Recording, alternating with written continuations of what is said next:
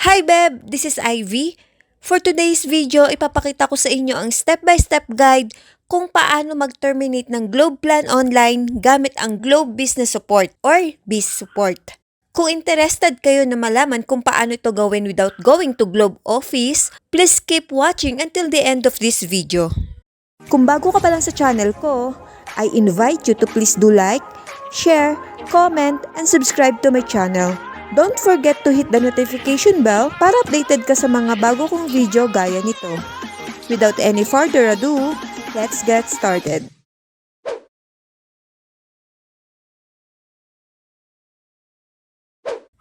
Beb, for today's video ang gagawin natin ay Globe Postpaid Account Termination. Almost same naman ang procedure ng personal account at corporate or business account. Pero this time, corporate account ang ipapaterminate natin. Step 1, submit request to Globe Business Support. So ang gagawin lang po natin ay mag-email o mag-submit ng request letter for termination or disconnection sa Globe Business Support. Ito po ang email address ng Globe Business Support, bizsupport@globe.com.ph. Sa email content ninyo, huwag niyo pong kalimutang ilagay ang account number, account name, concern nyo like termination or disconnection ng account.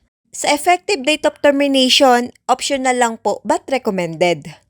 Then, i-attach or i-upload ang request letter for termination gaya nito, proof of payment ng last bill, at valid ID ng owner or authorized representative. Since corporate account ito, nag-attach na din po ako ng affidavit dahil ang dating authorized representative ng company ay resign na. Sa kanya kasi naka-address yung account.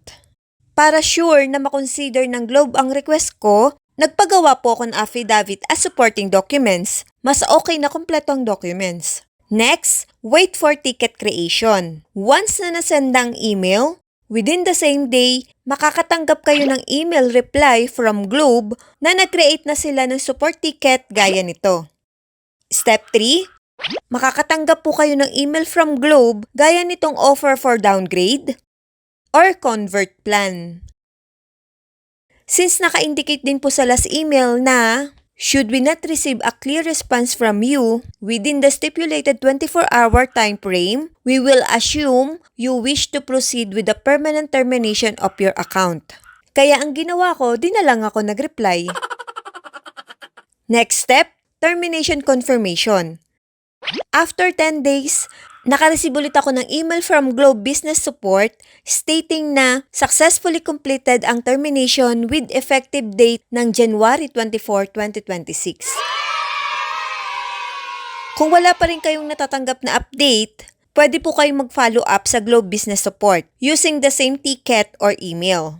Beb, kung pre-termination po kayo, naka-indicate po sa email kung may kailangan kayong bayaran bago nila i-process ang termination.